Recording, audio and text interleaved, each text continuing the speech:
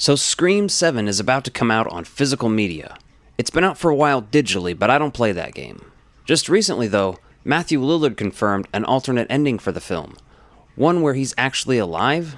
So today I wanted to sort through the details and give my thoughts and opinion.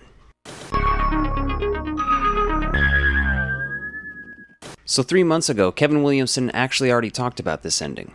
He said, "We wanted to have our cake and eat it too. I wish I could take credit for that, but Guy Busick had that in his script. He wrote all the AI stuff." He goes on to say, "The first time I read it, I was like, how is this going to work? How is he going to be alive? Furthermore, if it is AI, will part of the audience be disappointed that he's not real?" We were playing that game, and I'd be lying if I said we didn't shoot it both ways. He went on to briefly describe the ending. "We shot a little coda at the end that we had in our back pocket, but oddly enough, the decision was that the audience wanted him dead." So basically, test audiences didn't like this. Matthew Lillard has thoughts on why, but we'll get to that later. Williamson elaborates, "It makes more sense, it's more real. If he's alive, that's a big stretch. We live in a world now with fake AI, we know that's possible." So he himself really didn't go into much detail about what that ending would entail. But we did just get word from Matthew Lillard himself about it. Recently, during a Q&A at Fan Expo Denver, he was asked about it.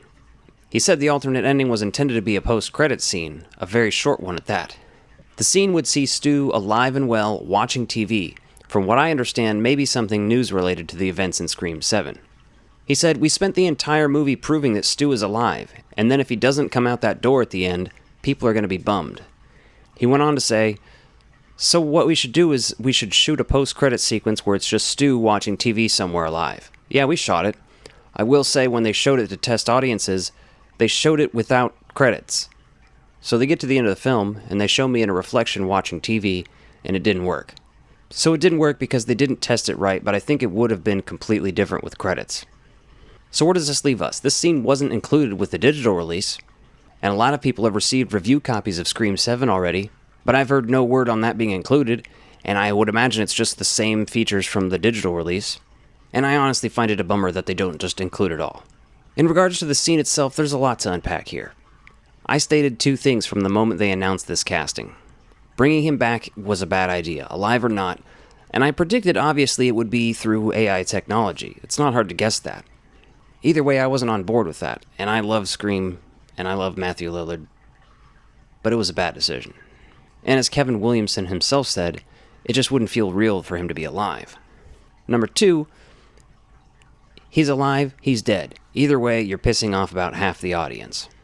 There are a ton of people who've been dying for Stu to come back since Scream 5 was announced, all the way through Scream 6, and that's the hype that brought him back in this movie at all.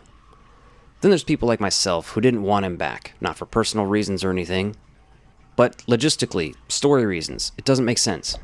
I find it schlocky and bad. And I also find it hard to explain exactly why if you don't understand already. And I don't think anyone's out here just hating on Matthew Lillard. That's not the case.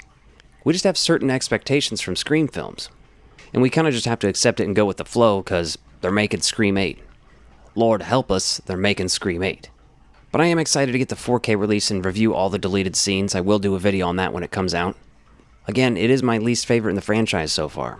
And I might be biased, but at least I'm on your side in that I wish we got to see this ending just because they filmed it. Anyway, let me know what you guys think of this alternate ending and if you'd even like to see it at all.